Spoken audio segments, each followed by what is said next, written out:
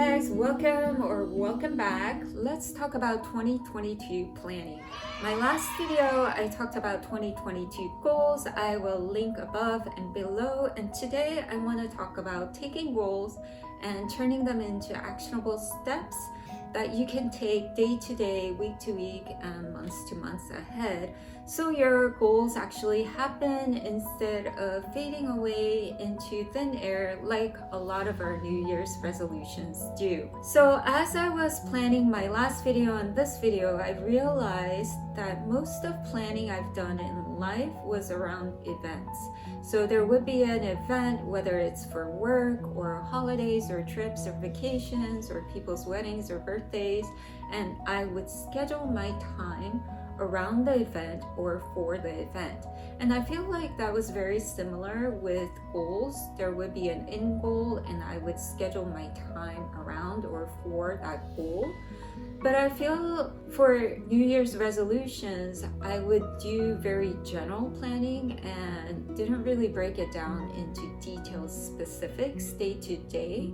And maybe because a lot of our resolutions are kind of general, like I want to be more fit or eat more healthy and not so measurable, I found myself a lot of times forgetting about the resolutions in a few months or completely giving up on it. So this year is the first year that I'm actually planning 1 year ahead. And I know this is very common for businesses. If there's new product launches or publishing or launching a new collection, businesses often plan months ahead or even a year or more ahead. So I wanted to try this approach, and I've been watching a lot of planning videos. And it seems very common to break down a year of planning into quarters, and each quarter being 3 months. For example, Q1 would be January, February, March, and so on. For example, one of my 2022 goals was to work on some ideas I had in 2021 but didn't get to, including ceramics, screen printing, and embroidery. So let's say I want to do that for the first quarter, the first 3 months of this year. Then I can schedule ceramics for January, screen printing for February, embroidery for March, and then take each month and break it down into weeks. So for January ceramics, what are the steps I need to take from concept or idea to actual finished products? Schedule it in for week to week of January and break it down even more to day to get to the end of the month of January and have a collection of ceramics. And as far as planning out the weeks, I fell into the Notion rabbit hole. And if you're not familiar with Notion, I mentioned it in my 2022 goals video. It's very similar to Google Suites, but even more customizable. And I find it really intuitive, and it's helped me a lot the last few months. Let me show you the template setup I have so far. And I'm hoping to be able to share more insights as I get more familiar with Notion and customize it too. So without further ado, let's move to my computer. So this is my template in Notion. We have 2022, and as you can see, I broke them down into quarters: Q1, January, February, March; Q2, April, May, June, all the way to December.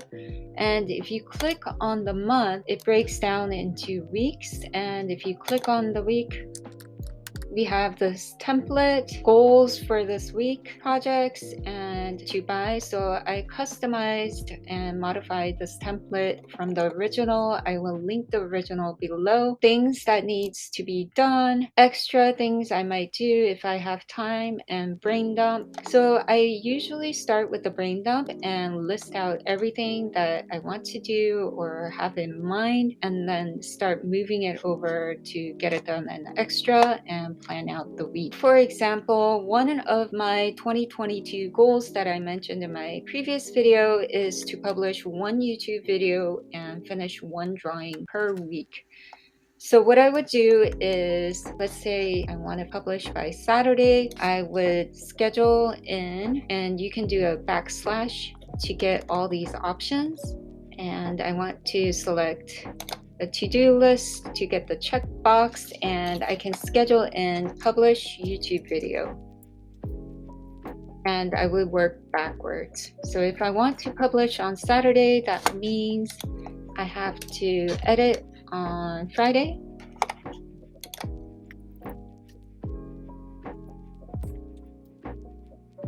And you can click on this little icon of the 6 dots and get options, and you can duplicate. And editing usually takes me 2 to 3 days, so I can duplicate that and drop it in for Thursday. So that would be my first cut edits, which means I need to film on Wednesday and write the script on Tuesday and concept and do research on Monday. And same thing with finishing a drawing. If I want to finish a drawing per week, and let's say I want to finish by Saturday, working backwards, that means I have to paint on Friday and do my first layer of painting on Thursday. And again, I can click on this 6 dot icon, duplicate, and move over. So first layer of painting on Thursday, that means I have to outline in pen on Wednesday and pencil sketch on Tuesday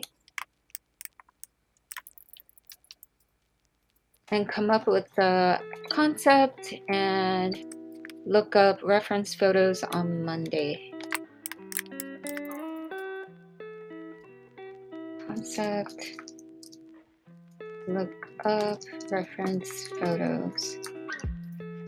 And that's how I schedule the week. And then you have outstanding. At the end of the week, if there's things that I didn't get to or it didn't get done, then I can move that over. Let's say publishing YouTube video, I didn't get to it on Saturday.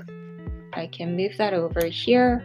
Also, backlog is extra space for things I didn't plan for, but that still needs to be done, and there's time to schedule free time. There is a section for weekly reflection and different prompts. Productivity, emotions, describe the week in 3 words, week's highs, lows, what I learned. Sometimes I fill these out. I realized working on my annual review that I mentioned in my previous video, I think it would be helpful to do this week to week. So at the end of the year, I have things to reference. I added these in 3 months, 6 months, 9 months goals so that I can have a bigger picture as I'm going through weekly planning. This week's quote, if you want to drop in a quote.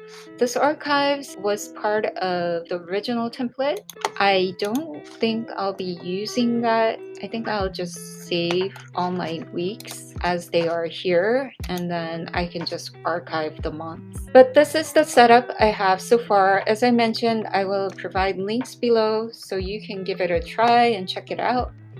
So I hope you found this video helpful, that it inspires you to think of your 2022 goals and break them down into actionable steps for the year. And if you like this content, please give it a thumbs up, subscribe, and hit the notification bell. And until next time, keep creating.